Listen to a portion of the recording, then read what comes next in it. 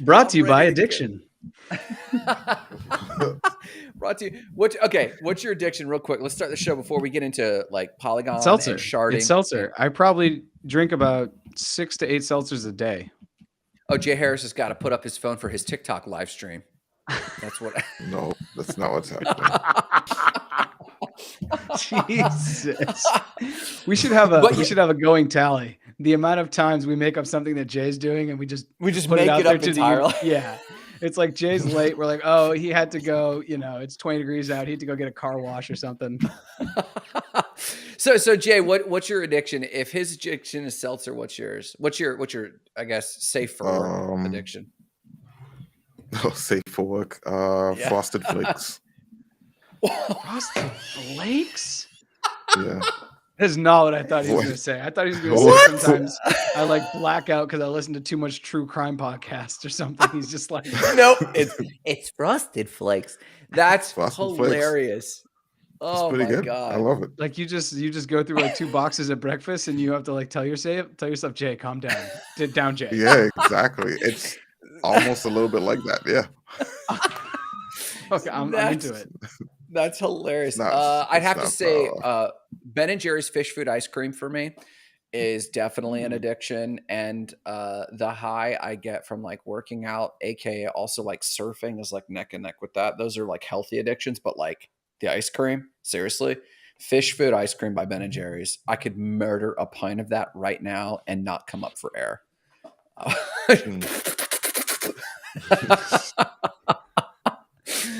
Okay, so those are our addictions and I think our other addiction is.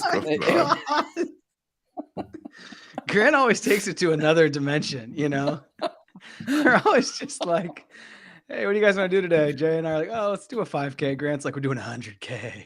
Yeah, that's hilarious. What do they call those? Ultras? Ultra marathons? That's an ultra. Yeah, that's almost 50. So 50 miles is roughly. But anyways, you guys were talking about something cool that I thought was interesting before we got on, which is where you guys are finding happiness, and that is joy, creating and sharing. Essentially, does that sum that up? Yeah, I think so. I mean, Jake could say that. I mean, sharing specifically in a way that activates and empower somebody else, I would say for me. So like teaching, but the content creation that facilitates that, because activating somebody else, and Jay probably knows this better than anyone because of how he's crafting his like fiction and his tellings of stories. You could tell someone, here's the secret to creating a lead funnel, and they get 60 more leads in 60 days, but they will not buy in unless you weave a wonderful story. And so the content creation, the art of telling a story in I call it anthropologically bone shaking, like the shaman who's like, okay, let me prophesy. And everyone's like not buying. He's like, wait, the bones are speaking. And you shake the bones and like I was in a voodoo ceremony in Haiti once, and they throw the bones out there and everyone's like, oh. So I call it bone shaking. It's the not smoke and mirrors, but it's the showmanship that causes someone to engage with something that we all know is true. I like that part. I do. What about you?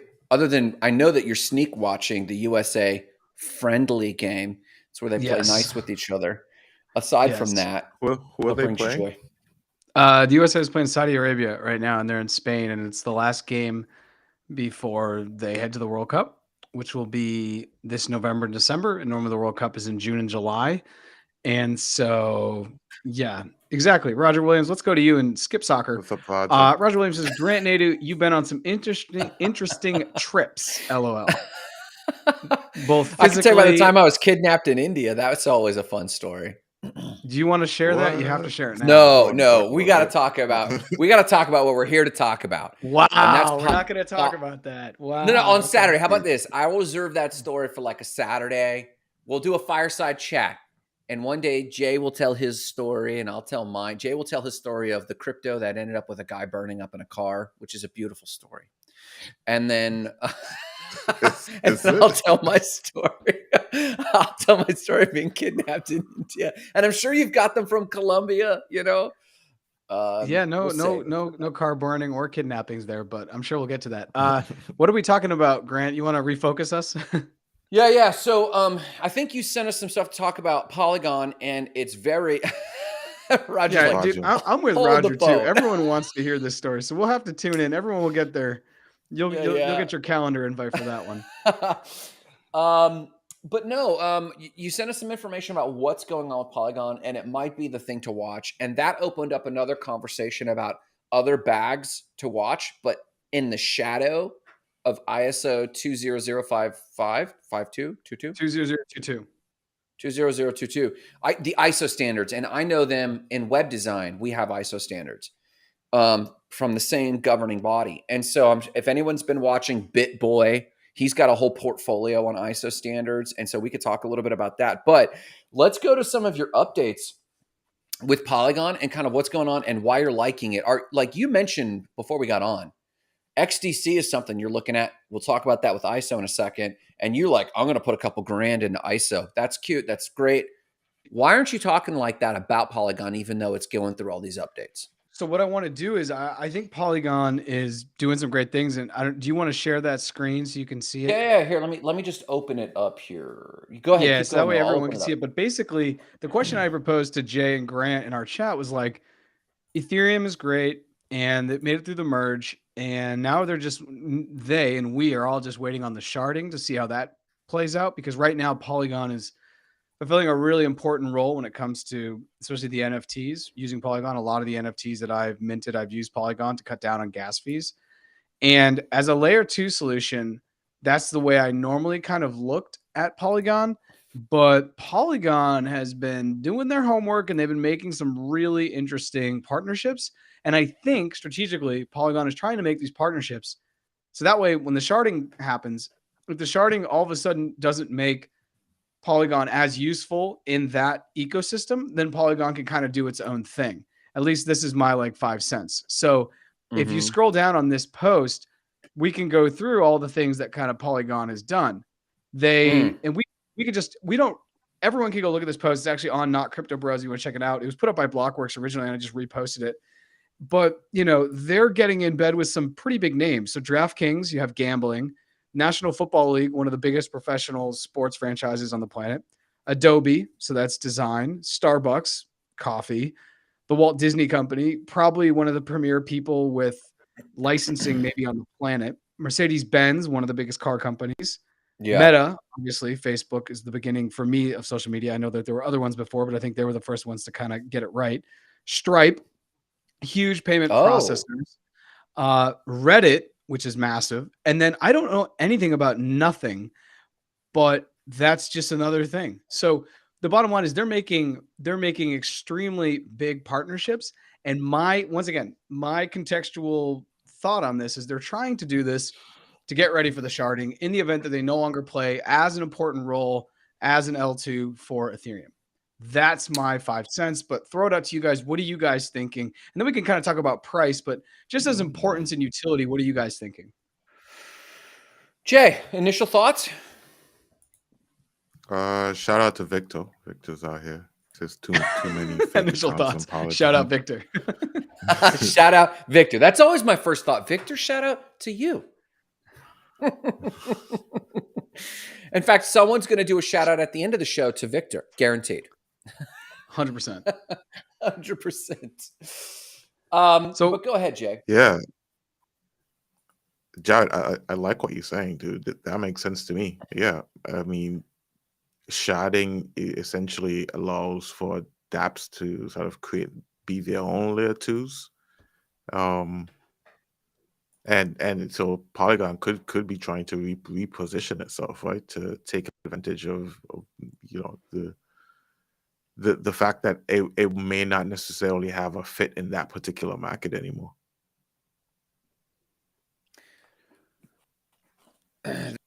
That's interesting. So, at that point, a lot of those projects you just showed are NFT driven.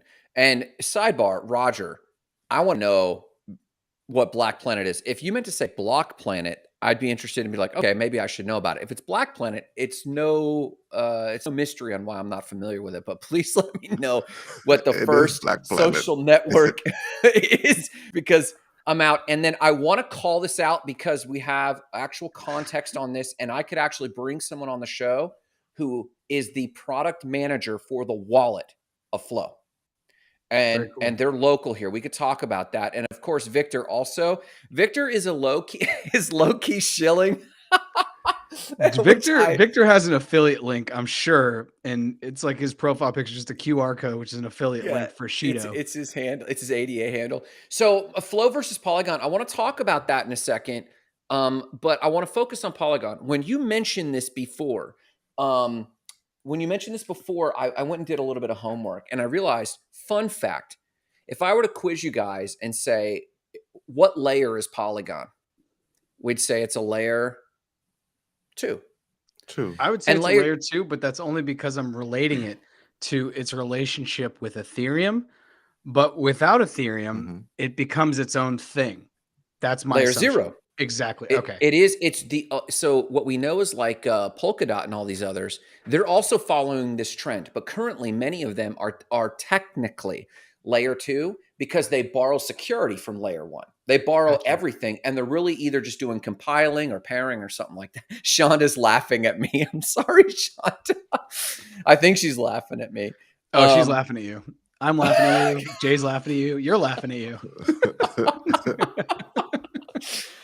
So technically, Polygon and all these guys got their start as layer 2, but I think you're right. Polygon has been positioning itself for a long time as a layer 0 solution, meaning technically what we know is layer 1. If they have a few elements, they're technically layer 0. And layer 0 enables people to create their own blockchains. Ethereum is its own blockchain, so it's a layer 1. But what enables someone to build an Ethereum blockchain or their own blockchain? So not only, if you actually go to the homepage of Polygon, it's got a whole suite of tools now that allow, we could fire up the Not Crypto Bros blockchain and it actually work independent of Ethereum. It's not a side chain. It's actually its own chain based on Polygon. And so what you just called out with these projects are all NFTs, and they're dominating with these NFTs. But Flow brings up a really good Flow. If you actually look up the client list that Flow has, and why did I correlate Flow with Dapper Labs? For those who don't know, Dapper Labs was the group that brought us CryptoKitties in 2016, 2017. The first $1 million NFT gaming project that blew everyone's minds. Dapper Labs continue to grow, and they launched their own blockchain, Flow. It's like top 30 blockchain, I believe. It's fast. It does nearly everything Polygon does. So in essence, Flow is also its own layer 1, I think. I don't think it's a layer 0 because it doesn't enable other blockchains, I don't think. But I could stand corrected. But they have Top Shots. They have the NFT projects for, I think, Top Shots NBA, if I'm not mistaken. And if you just bring up their homepage, they have a lot going on. So, Victor, we could talk more about, but I do believe in general, Polygon does have a better position because there's so many assets already on the Polygon network, and Flow has NFTs on it, but we're not storing a large value. Have you guys, do you guys have money on Polygon ish? Yes. Sharonda says, I have no idea. About what, Sharonda? Which one? Go ahead, Jay. I did, but I don't think I do anymore. No. Yeah, and people are building left and right in preparation for Ethereum to not really take off. So again, let me then frame a question. Do you think the sharding will render Polygon moot? Does Polygon, Polkadot, do all these layer 2s go away because sharding comes in and turns massively efficient? That was kind of the question that I was working on when I was talking about this Polygon and then ETH sharding. If you work under the assumption that the sharding is going to go well, and it lowers gas fees and it makes, the transactions per second, the TPS increase astronomically compared to where it is now or whatever, then does Polygon become moot? I don't know. And I think what we're really asking is, does Polygon, two things, right? And these aren't always correlated, but sometimes they are. Is it still used a lot by devs and by people interested in Web3 to build? And how is the price reflected with it maybe no longer being as useful or bringing more, as as much utility as brought in the past to Ethereum? So I think there are two things. Are people going to continue to build on it? And then also, what's the price going to be? And Jay, if you want to, maybe I'll pass that question to you and speak on that. Yeah, I think I'm coming in with a delay. I feel kind of weird. But I think you guys are hearing with a little bit of a delay. Yeah, I see you shaking your heads. Okay, cool. But yeah, my bad. What was the question, John? I completely No, forget now. I was okay. So thinking about the Jay, let delay. me give you my TEDx talk again. There's two things, and there is a delay. Everyone, Grant is currently literally in the eye of a hurricane, so he's also the one doing the stream here. So if it comes in, it comes out. We're working on it.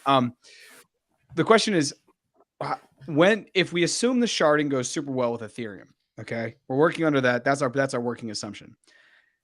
Do people continue to build on Polygon into the future?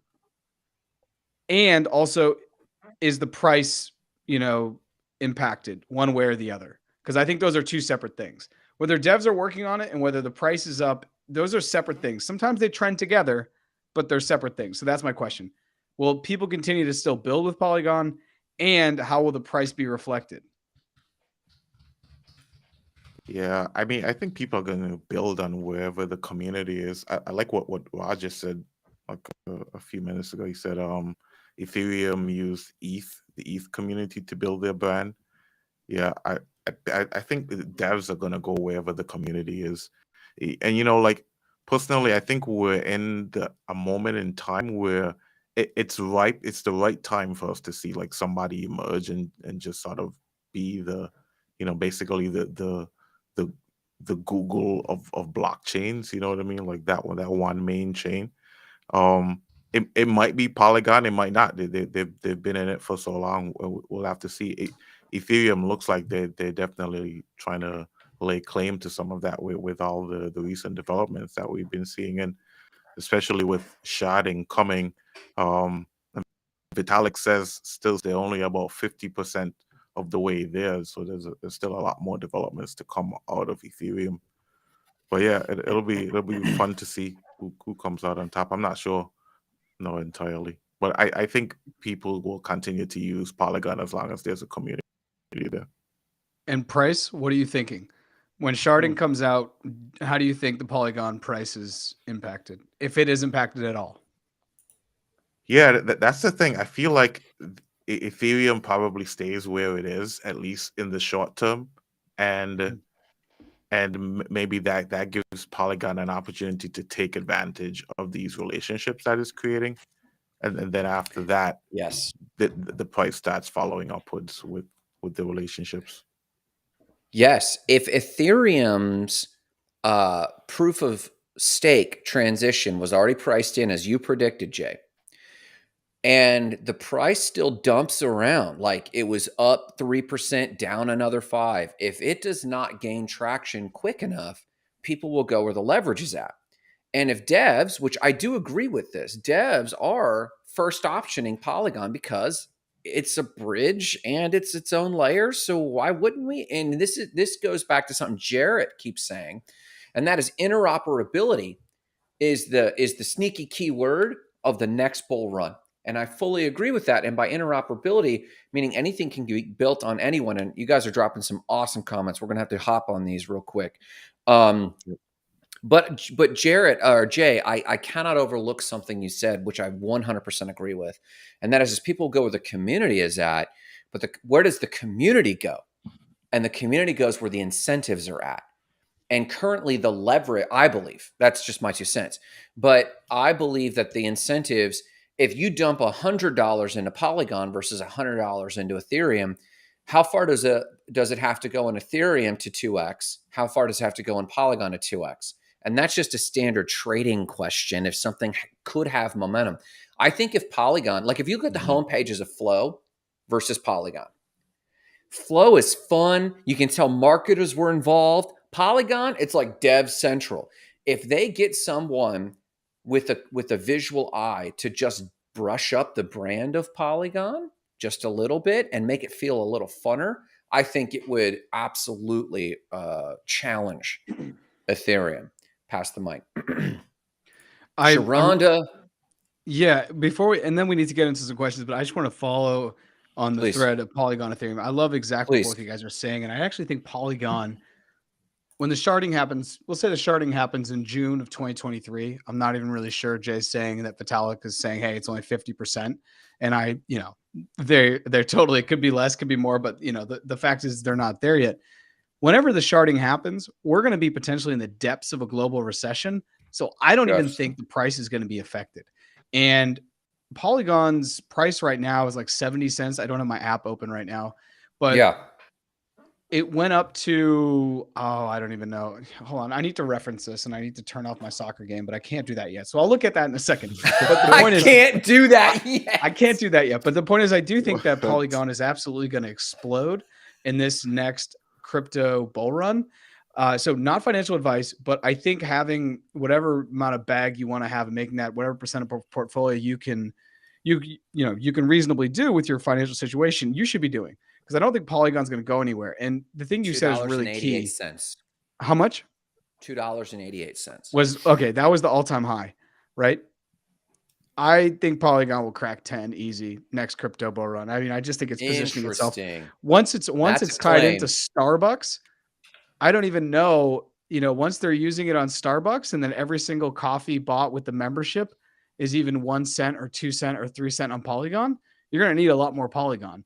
And because Starbucks is using it, other big coffee distributors like it's Dunkin' Donuts or whoever, they may just be like, all right, well, they've already created the roadmap. Let me just hop in. Yeah, put that. You can write that. Take that to the bank. Let's go back to. We got some really good questions here. Yeah. I'll just glance at this one, but let's go back because Sharonda's question needs to be answered. We've got a lot of good comments here. I just wanted to mention this one. Roger, I think Polygon will be impacted more by Bitcoin's price than Ethereum at first. I think it'll because it's lower cap. I think it'll react first, and then we'll have to watch to see if ETH will get sucked in. I do want to shout out. I do like this idea. Polygon gives opportunities to people from other countries that can't pay for gas. Yep. It can't be more true. Same as Tezos. Anything that's small cap and Cardano, my favorite Cardano. Polygon. Just my boy, just hyping me here, Roger Williams. But where's Sharonda's question? Here we are. Who wants to grab at this one?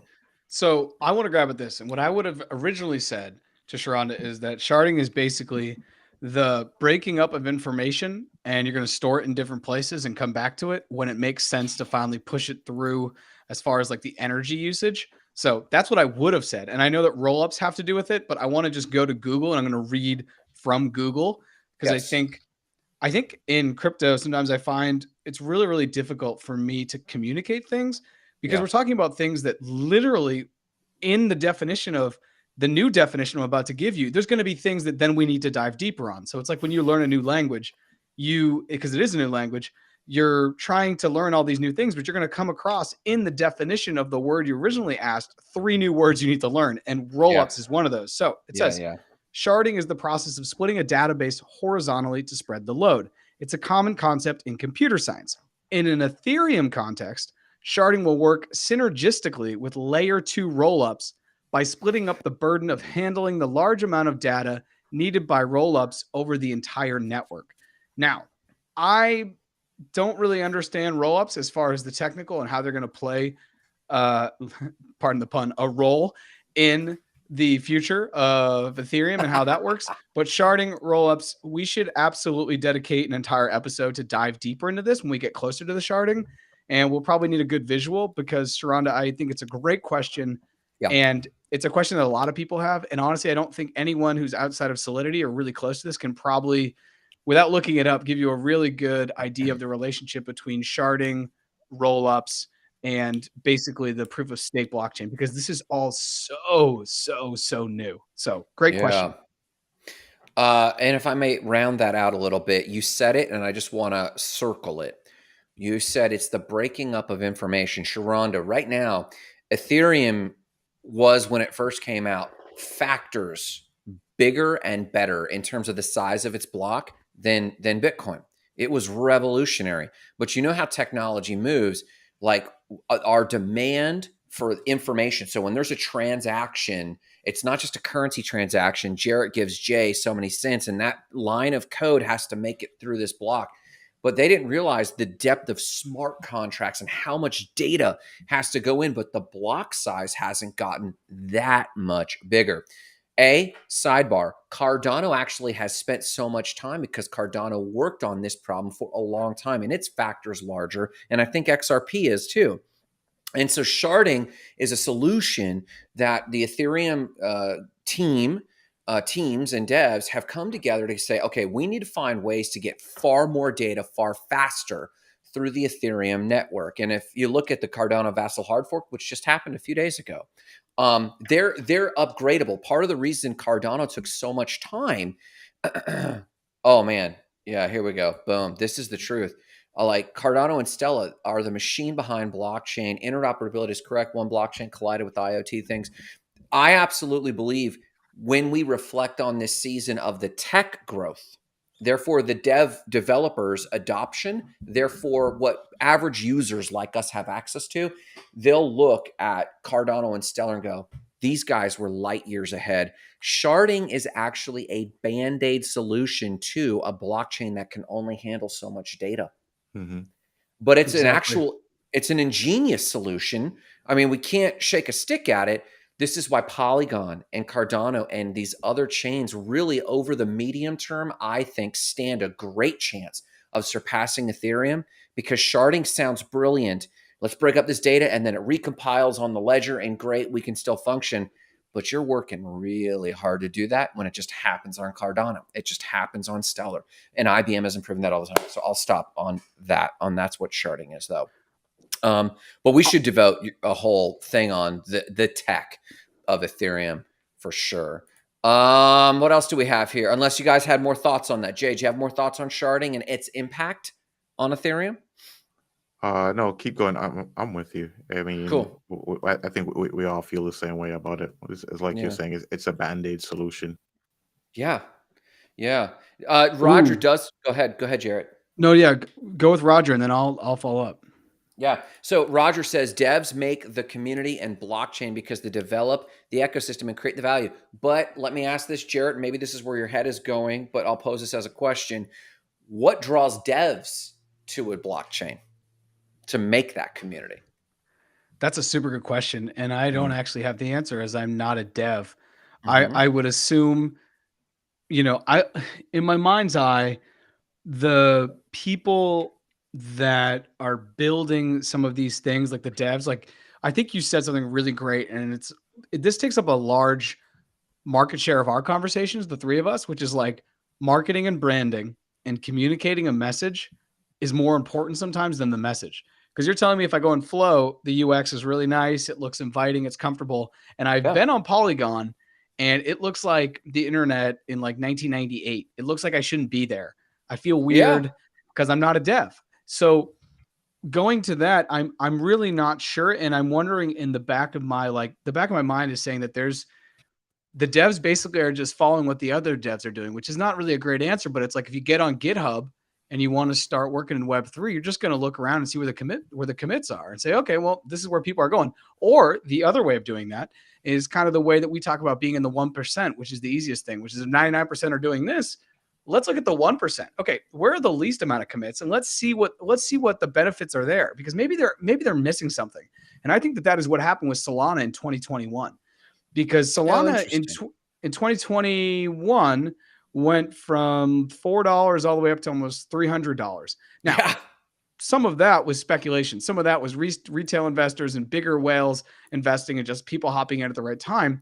But I do believe that if you were to look back at the commits, you'd probably see that there was probably a good amount of commits on GitHub and things like that. And people were just like, okay, all right, this is maybe where we need to start to put some of our attention. So, but that would be something great to have a dev on to ask them. And I was going to kind of go with the comment here.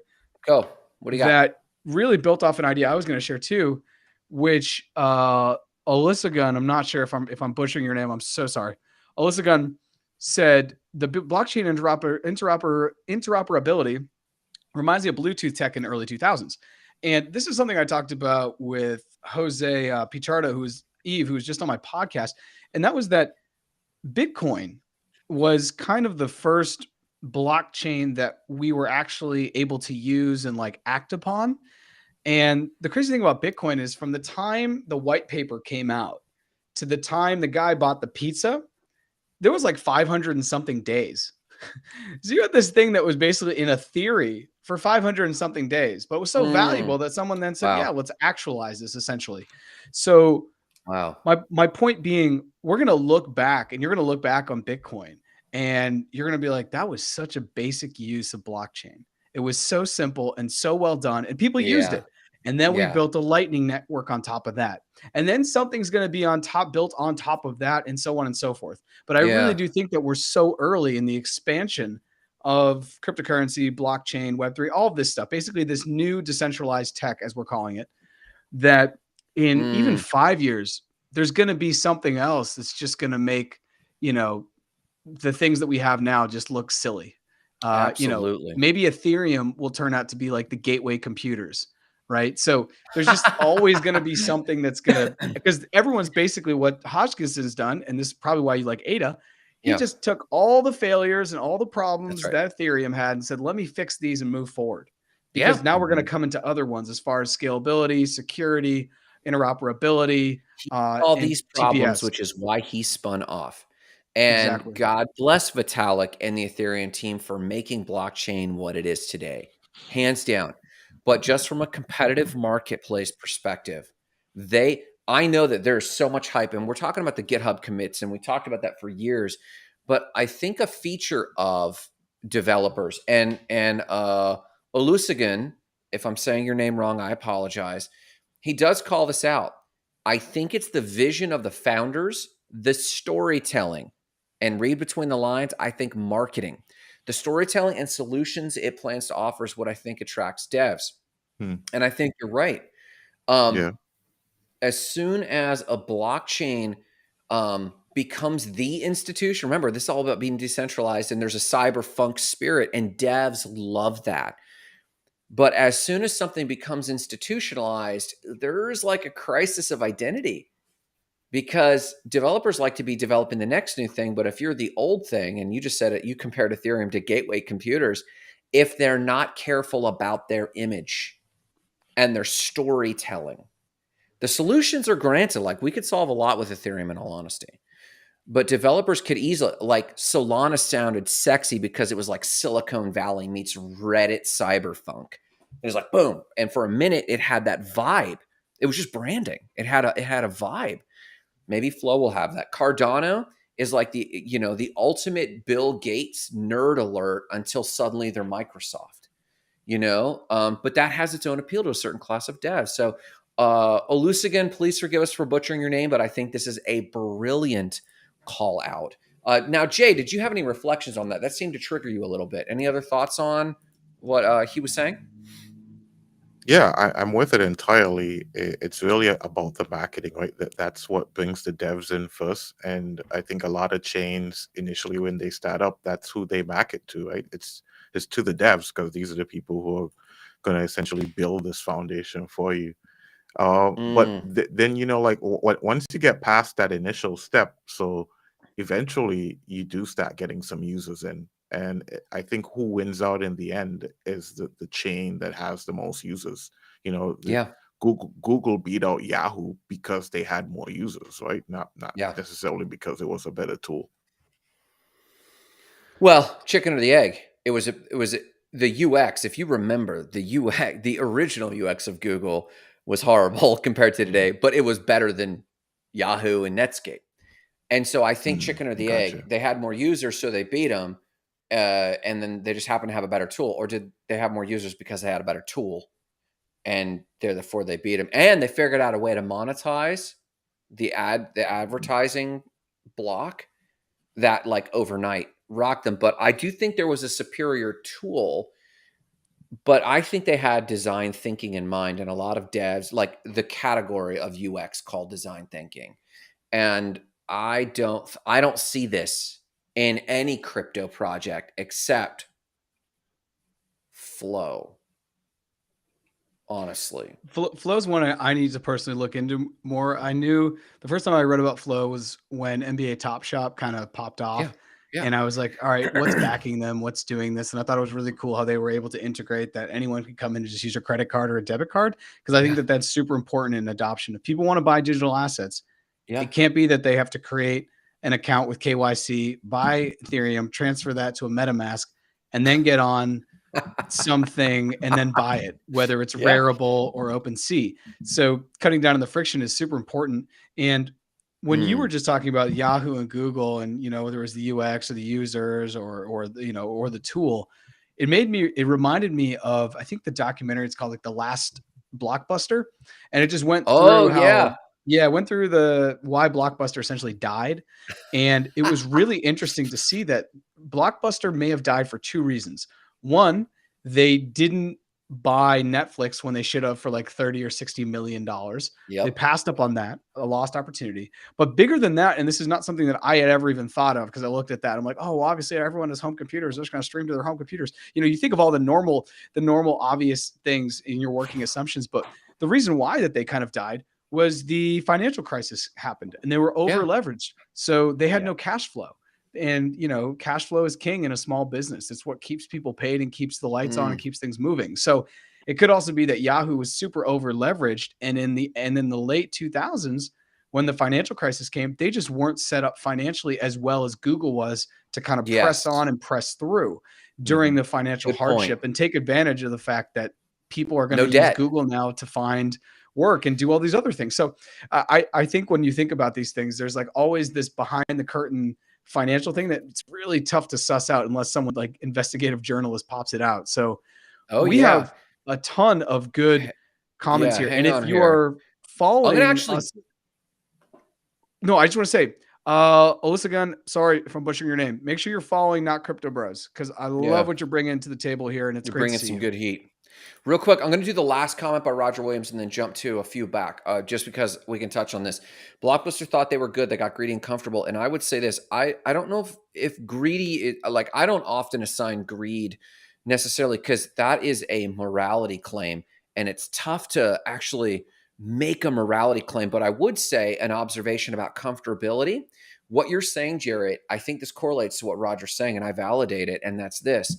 Yahoo was a publicly traded company with TradFi constructs on its ledger. It had debts. It had a whole thing behind it. So we can easily look at the product and go, oh man, look at this Google product. It was superior. It just trounced them. But the truth is that might be true. But what you're saying about a global market correction affected someone who is entrenched in that global market system compared to the other who wasn't as entrenched at the time. They had early seed money. And that was a good position to be in, because they didn't have all these banknotes and all these other things that when the yen goes down, shit, I'm holding a ton of yen. Google didn't have that. So you're right. There is like a whole management thing going on behind, which I think points to what Roger Williams saying about being comfortable. Roger, I do want clarity on something on this one comment. We have to re-engineer the impact maker first. What does that mean, the impact maker? I'm super curious about that. Now, do you guys, Jarrett and Jay, I'll pass this to you.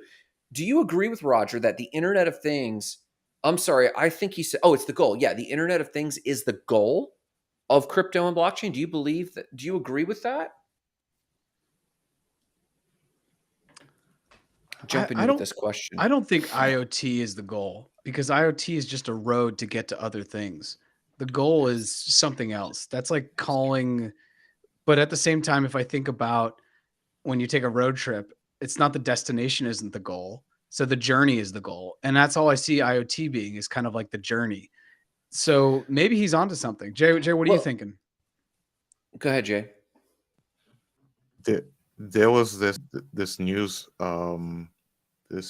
article that came out, I think out of Colorado, where they were having a heat wave like a couple of weeks ago, and apparently some of the customers there had allowed for their energy provider to have access to their smart thermostat. So it's like, so when they started having the heat wave, the company logged in and turned their temperature down. like made it warmer in their home Interesting.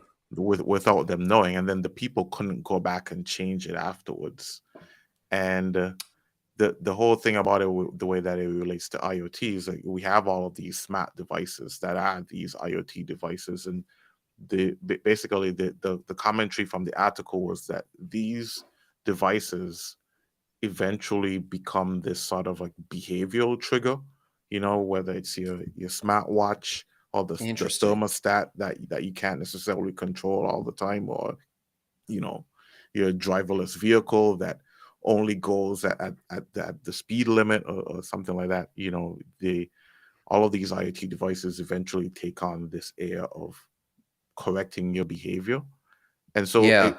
in terms of, it could be the goal. Like if you think of the fact that we still aren't 100% sure, like, this is like the conspiracy section of it. We should have had like the sound effect Enter to the play right now. conspiracy section. Let's go. Yeah. Where are the aliens? Okay, Yeah. go. So like where does blockchain originally, where does it originate from? The If Anunnaki. you if you go down the route of saying that it's from some type of like, agency or government or somebody that's in charge, you could see that, okay, well, we need the blockchain to power IoTs, and IoTs in turn are just sort of this like community control device type of deal. Anyway, So that's my bit of conspiracy today. no, JJ, it's not conspiracy. I completely agree with you. So my buddy Jeff, and he's the guy I run Boys and Bowls with. His full-time job is he works as, I call him energy czar, for a small little town up here in Massachusetts. And what he basically does is he works with the bigger federal government and the local governments to basically figure out how they're going to be able to be more energy sustainable. And he was recently sent down to South Carolina, I believe Charleston, South Carolina, and he went to a conference. And two things happened at this conference, which I'm going to bring up because they make perfect sense for not crypto bros. Number one was they were talking about how the future of the US power grid is going to be exactly what Jay has just said, where in order to deal with power surges like they have in Texas when it gets super cold and they're not used to it, they're going to be able to just use IoT and just incentivize people to only turn on their heat on certain hours, essentially, and remind people, say, hey, if you want to use your heat now, that's fine, but it's going to be twice as much as if you use it at night. I'm simplifying this because we're on the podcast and I want to keep it kind of short. So that was really interesting. And I thought that was interesting. And it is totally IoT and exactly what Roger is talking about. And then the other thing was there was a bunch of people from Texas who had a Bitcoin mining thing where they got up and they talked about Bitcoin mining. So Jeff went because we've been mining Ethereum in his house, at least while I was on proof of work. And so he's highly aware of the use of energy, what it takes, all these things. And he basically orange pilled the entire crowd because he got up and he said like he disagreed with them because they're in Charleston. This was like a thing with people from all over the country. And Jeff's like, no, the only one who has cheap enough energy to be able to run this is Texas. So in Texas, you can get energy at like 6 cents a whatever megawatt or gigawatt. I'm going to butcher the actual amount, but up here in Massachusetts, it's 22. So anyways, Jeff orange pilled an entire crowd and people had no idea what he was talking about. And he's like, no, the block sizes and the difficulty and all this. And he kind of went a little orange pill. But to get back to what the IoT is totally the future. And so I'm going to think about this more, Roger. And I love that you've kind of put this out here in the headspace because I do think that more and more everything is just going to be part of this larger IoT network. So when we were originally introduced to IoT, the first time I thought of IoT, the Internet of Things. Remember, the Internet of Things was prior to blockchain. The Internet of Things was the connectivity of the world. I didn't hear about it back then. There is a local Florida Polytechnic Institute here in Lakeland that was funded by Google and Apple, and no one's ever heard of it. It's a very small polytechnic school. And you don't think of Florida, you don't think of these tech schools, but we got a big one here right in this county. And I met a bunch of students, and they were telling me, you got to check out IOTA. You got to check out IOTA. And I was like, what? And that initially stood for IOTA. And I was like, well, what is this? And they were saying this is the currency or the micropayments of when a self-driving car pulls up to a gas station and pays for itself. The self-driving car will facilitate that. And you're like, what? And there was a ton of different use cases for this kind of distributed network that does micropayments to itself, like even down to, like you're saying, the thermostat, there should be micro exchanges going on. And so when Roger points out, the Internet of Things isn't just about these devices, it's about assets at large. And they're micro encounters because economically, we'll start incentivizing and disincentivizing. Remember, economics is also about disincentivizing behavior, right? Like turning off the thermostat when we can't afford this. So how are we going to disincentivize these things? So it's not only Internet of Things now, especially empowered by the blockchain, isn't just about my thermostat necessarily. It's also about the Internet of Things. The things are also your car and the ownership of your car, your rental. And how we talked at one point that we actually believe in a world where people won't own things, they'll have access to things. And the Internet of Things is tying that together. Go ahead, please. Yeah, this is just a really, really good segue into talking about the ISO 20022 Hit because it. IOTA is part of that. IOTA has been said to be compliant, and they're not members of the ISO 20022 yet. It's the standards body, but they are compliant. So it totally plays into this larger conversation. And I think that this is something that we should maybe use the last little quarter hour to talk about, which is the ISO 20022, which has recently come out. And I'll just read off the cryptocurrencies Please. that are so Ripple and XLM, which are kind of like one and the same thing, are members of the ISO 20222 standards body. XDC, Myota or IOTA, and Algorand are all compliant. And the ones that are rumored to be compliant, and Grant will enjoy this, Hedera Hashgraph or HBAR, Quant, and finally Cardano ADA. So we can probably dive into this rabbit hole of what ISO 20022. But Grant, before we do that, can you, yeah, exactly, new messaging markup language of the future Swift. Before we do that, and I'm curious, maybe JS too, can you talk about how ISO plays a role in your website company as part of the regulation or the framework of something? So it really, in layman's terms, and I wrote that I'll actually post this. I don't like posting a lot of our own comments from the comments. I like featuring everybody else's, but I wrote this down.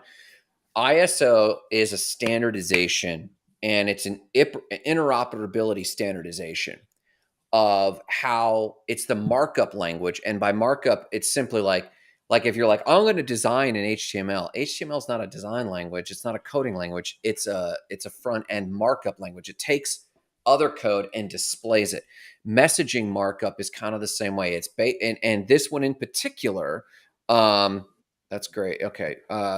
This one in particular is running in a form of XML, and XML is just like a globally standardized language set that like any country, any coding language can read.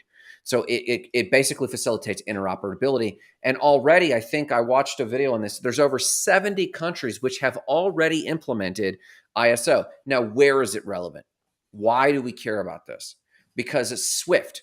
And some of you might be familiar with the Swift group, if you will. And Swift is the network. ISO is the language of that network. So Swift is the network for DeFi or for TradFi, for the financial markets, actually. It's both. ISO, the updates coming to ISO and its messaging is basically setting up a series of standards that many cryptos, not many, a handful of cryptos already are compatible with, but they're setting the standards so that future cryptos can then be standardized into it. So they're giving a roadmap into welcoming blockchain and cryptos to work on the Swift network. And so the ones that are already established, which you read off, and we should read these off again, because I'm going to propose, at least if not on camera, off camera, that we run a little bag, a little portfolio of the ISOs in tandem to some other stuff we're doing, because these are the ones that are playing nice with the man.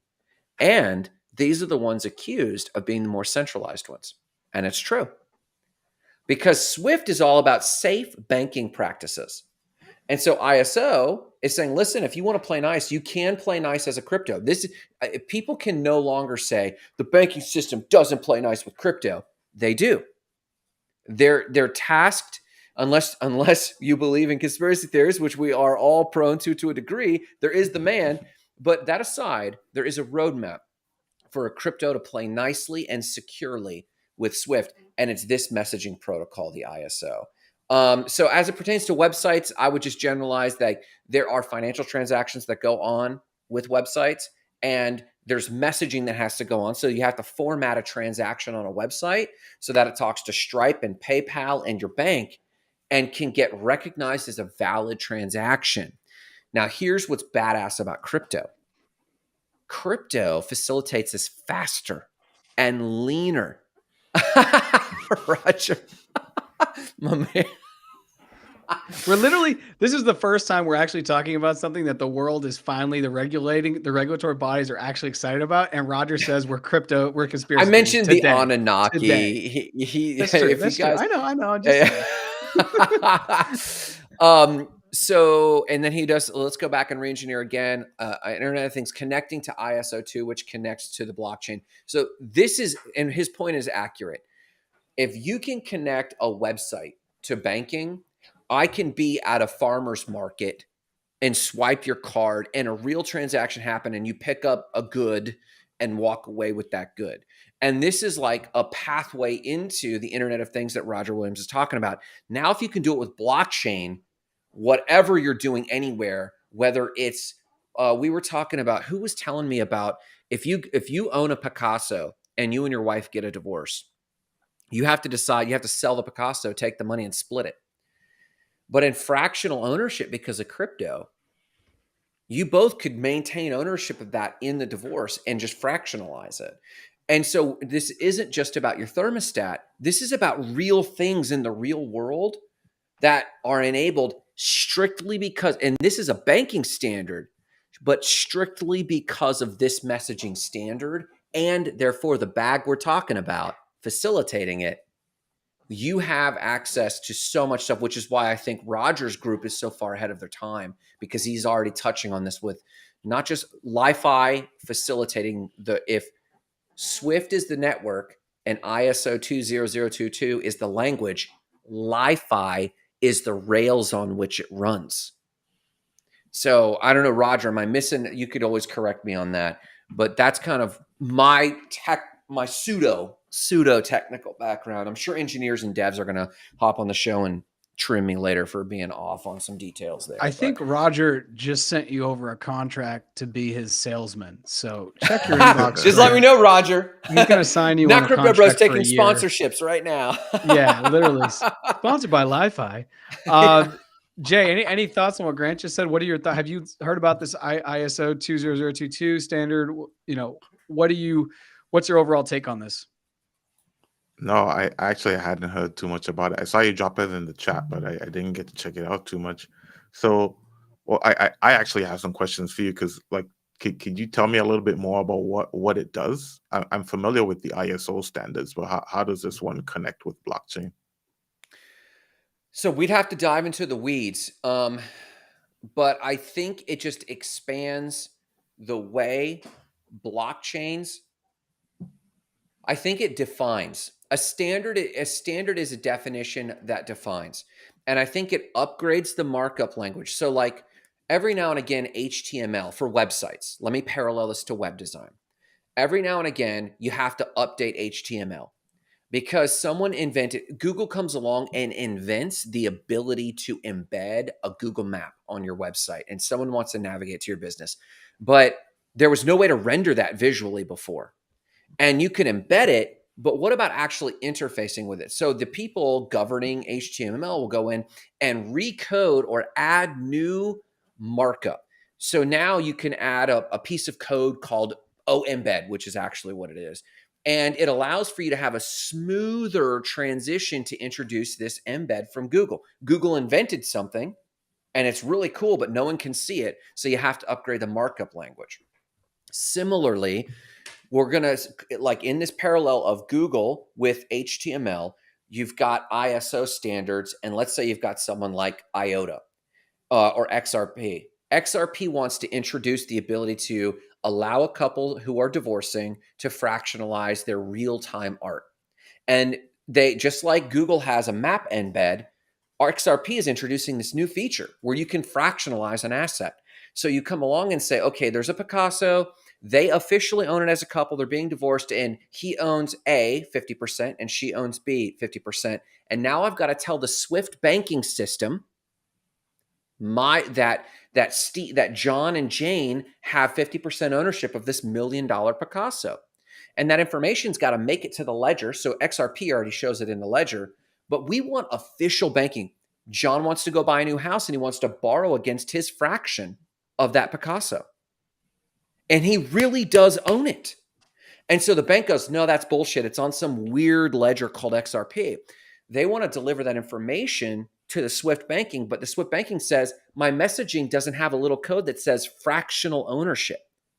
So ISO comes along and says, let me update my database, basically my dictionary of terms that can be submitted. So it is just a standardization and just a vocab list that says we're introducing a new term. The new term is fractional ownership. And the banks go, shit, we'll recognize that from now officially. They'll go to the conferences in Geneva and go, oh, this is some real shit. We've been convinced that fractional ownership is real. So someone tell me how to legitimize this. Well, the ledger is here, XRP, Cardano, Algorand. Like, this is legit. And so the banks go, let's look. And so they have all these people do all these background studies. ISO is simply the markup language that says, okay, new standards. Fractional is now official as a term. And so now XRP can now submit that to this to the Swift banking. So technologically, it's just a dictionary of terms that have been approved by the governing body.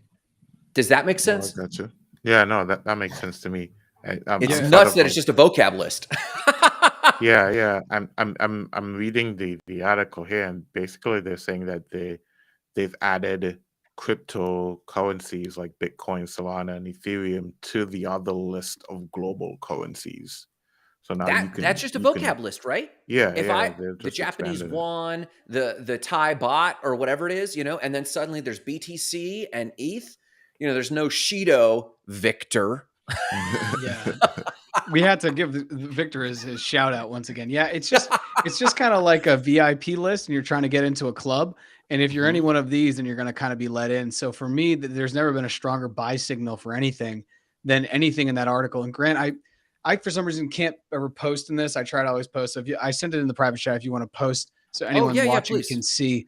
But it's the article that I think Jay is also reading right now. But basically, all of those cryptos are probably going to be around. Once again, not financial advice, but Algorand, XDC, especially Algorand, that's like net carbon or carbon neutral. There's some real gems on there.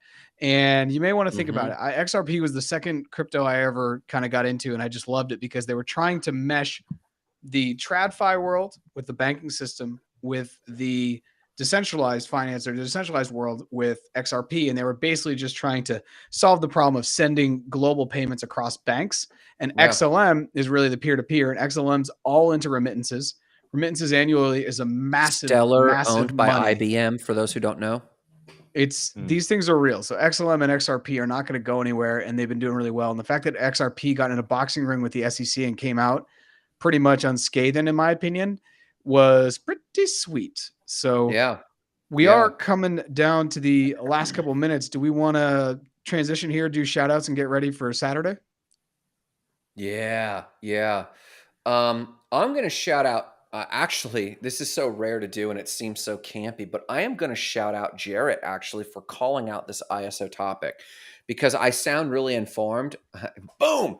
I sound really informed, but I'm not. I am by proxy because I know of ISO from web design. When you mention this, I cannot believe in my career as a crypto dude and my career as a web designer, this has not been on my radar at all. So I really do show some love to you for keying me on this because I will change my portfolio. I will update my bag distributions. My dollar cost averaging will change because of the conversation we had today. Boom. Not financial advice. Jay, you want to go? Man, just a quick shout out to everybody that keeps showing up. I'm going back and forth checking all the feeds. We got a pretty big big room happening today. So shout out to everybody that came in and spent some time with us. Everybody in the chat over here, really appreciate y'all, man. Yeah. Jarrett, So, shout outs, man. Yeah, I want to shout out Jose Pichardo Eve. He was just on my podcast, More Than Blockchain, episode 42, and he's the one who sent this to me. He sent this thing, and it was like ISO tokens, fire. And I was like, ISO, like, is this basketball? Is this like I'm trying to, ISO my like a one-on-one? He's like, no, check it out. So I clicked on it, and I was like, whoa, this is it. This is finally a global governing body that has to decide into Swift payment system that are saying, we like these chains. We like what these projects are doing. They're cool. And I have never, it was like literally, thank you so much. Game 6, in my 2-3 zone. People are like, what do you think about regulation? I'm like, dude, regulation is just acceptance. It may be a little rough, but it's just saying we're okay with this. Let us create the lines in the sand for which you can play with when we take you to the beach. So I'm fine with it. So I wanted to shout out Jose for coming on. He put me onto this, and then I was able to share it with you guys, which is great. And so everyone watching, we will be back on Saturday, bright and early. Make sure you're following us on LinkedIn and Not Crypto Bros. Go follow us too on YouTube and Twitter, because we put up different stuff on platforms where we're still getting used to, posting as 3 people. So follow us on Not Crypto Bros, and we will see everyone on Saturday. Thanks, everyone. And tell us what you want to hear about, and we can explore it as a team. Boom. Thanks, everyone.